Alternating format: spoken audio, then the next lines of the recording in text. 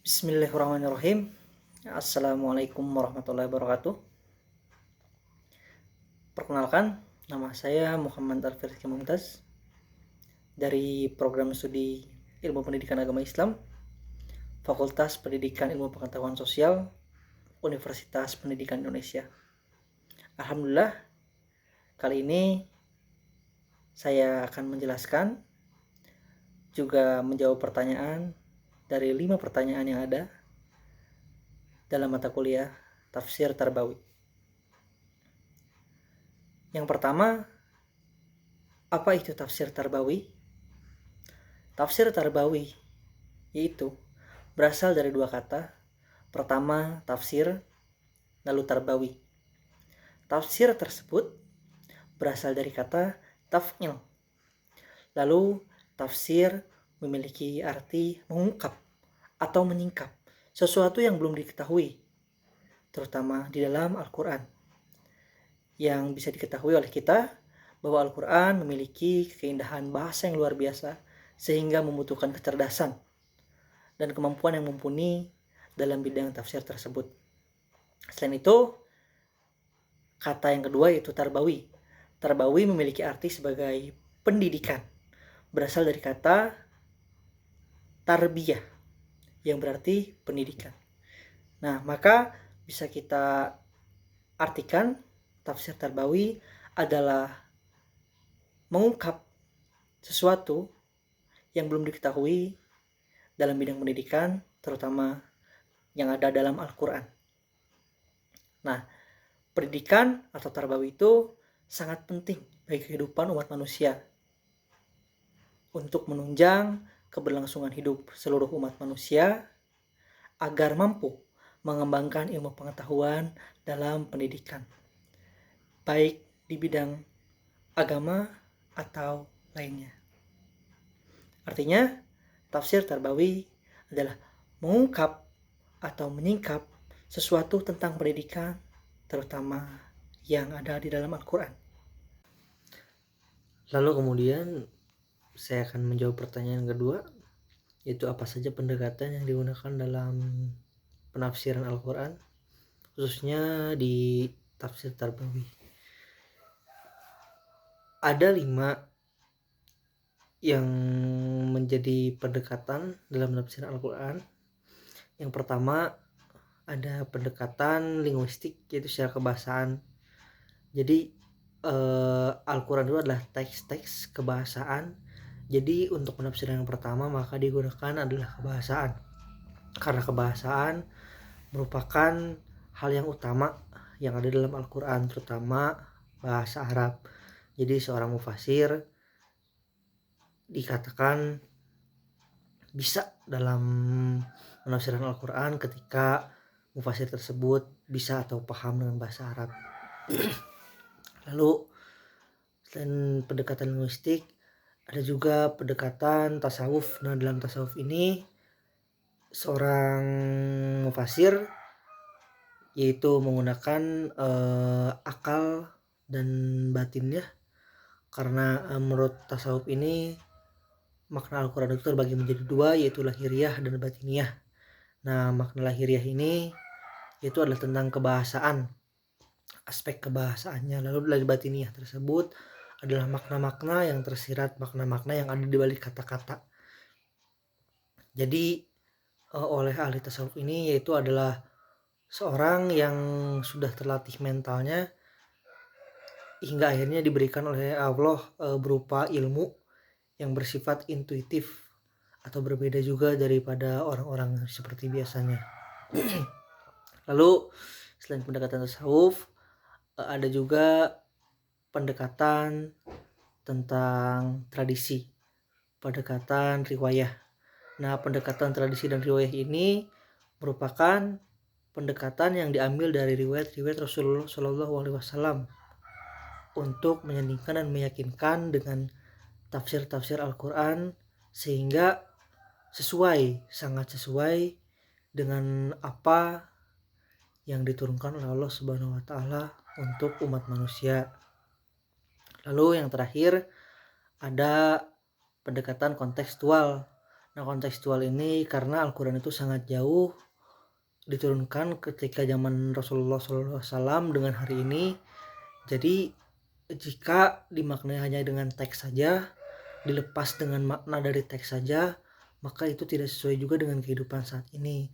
Maka untuk penafsiran Al-Quran diperlukannya untuk menyesuaikan dengan keadaan zaman, dengan sosial, politik, ekonomi yang ada, maka itu disesuaikan dengan sejarah-sejarah yang ada dan masa sekarang. Lalu kemudian untuk pertanyaan yang ketiga, yaitu metode apa saja yang digunakan untuk menafsirkan Al-Quran, terutama dalam tafsir Tarbawi. Yang pertama ada metode tafsir tahlili. Metode tafsir tahlili ini yaitu seorang mufasir menafsirkan satu ayat, lalu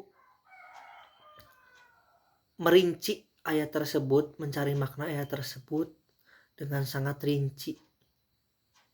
Jadi tidak kemudian dengan kepada ayat lain, tapi satu ayat itu. Nah, lalu yang kedua ada metode tafsir ijmali. Nah, jika metode tafsir ijmali ini itu menafsirkan satu ayat atau lebih, lalu dimaknainya secara umum, tidak panjang, tidak singkat juga. Nah, lalu yang ketiga ada metode tafsir muqarin. Metode tafsir muqarin ini yaitu memahami satu ayat ya, kemudian membandingkannya dengan ayat yang lain yang temanya hampir sama tapi redaksinya berbeda gitu. Nah, lalu yang terakhir itu ada metode tafsir maudhu'i. Nah, metode tafsir maudhu'i ini yang sering digunakan dalam era modern ini, yang menjadi tren ya, karena penafsiran yang secara tematik. Nah, jadi dalam metode tafsir maudhu'i ini seorang mufasir akan mencari tema. Dalam Al-Quran itu terdapat tema sosial, politik, gender, dan lainnya, maka akan fokus pada satu tema, lalu mencari ayat yang sesuai dengan tema tersebut. Jadi seorang mufasir semisal mengambil tema sosial, maka akan mencari ayat-ayat tentang sosial yang bertema tentang sosial, seakan-akan menghimpun bagian-bagian ayat yang terpisah, lalu kemudian disatukan untuk menafsirkan satu tema yang ingin dikaji. Lalu untuk menjawab pertanyaan yang keempat, yaitu tentang apa saja istilah dalam Al-Quran yang berkaitan dengan pendidikan. Nah, untuk yang pertama itu ada tarbiyah atau al-tarbiyah ya. Al-tarbiyah ini berasal dari 3 akar kebahasaan dalam bahasa Arab, yaitu robba, yarbu, dan tarbiyah, yang memiliki arti pendidikan. Lalu selain itu juga memiliki arti untuk tumbuh dan berkembang. Lalu kemudian ada taklim. Nah, taklim ini berasal dari kata alama. Nah, taklim ini memiliki arti pengajaran. Secara umum memiliki arti pengajaran. Nah, jadi taklim ini mengajarkan sesuatu pada peserta didik, menyampaikan, artinya menyampaikan atau mentransfer ilmu. Ilmu yang dilakukan oleh manusia ke manusia gitu kan, mentransfer ilmu. Nah, kemudian ada yang terakhir yaitu ta'dib. Nah, ta'dib ini memiliki arti yang berasal dari kata adaba. Nah, ta'dib ini adalah seseorang ketika melakukan hal-hal kebaikan, sopan santun itu artinya ya. Nah, lalu dalam ta'dib ini, ta'dib juga bisa dikatakan sebagai seorang mu'alim. Adaba juga dikatakan seorang mu'alim, yaitu seseorang yang mengajarkan atau mendidik peserta didik yang sedang tumbuh dan berkembang. Lalu di sini saya akan menjawab pertanyaan terakhir atau pertanyaan yang kelima, yaitu bagaimana cara atau langkah-langkah untuk menafsirkan ayat Al-Quran yang berkaitan dengan pendidikan Islam. Nah, sebelum pada penerjemahan, maka seseorang harus memahami bahasa Arab atau menguasai bahasa Arab, karena Al-Quran itu adalah himpunan dari ayat-ayat dengan teks-teks bahasa Arab ya. Maka seseorang harus menguasai bahasa Arab agar mampu memahami teks-teks Al-Quran tersebut. Lalu selain itu, seseorang juga harus mengetahui kapan ayat itu diturunkan, gitu kan. Nah, lalu setelah itu contohnya misalkan untuk menafsirkan secara umum ayat dari surat Al-Alaq 1 ayat 1 sampai 5, yaitu yang memaknai bahwa Allah itu memberikan pengajaran kepada manusia, memberikan pengajaran yang artinya di situ terdapat pendidikan gitu kan, pendidikan keislaman, keagamaan yang Allah berikan kepada manusia dalam Al-Quran tersebut, dalam surat Al-Alaq ayat 1 sampai 5. Nah, lalu jika untuk menafsirkan ayat tersebut menggunakan metode apa? Di sini terutama bagi saya sendiri memilih metode tafsir maudhu'i. Maudhu'i ini karena untuk sekarang sering dipakai.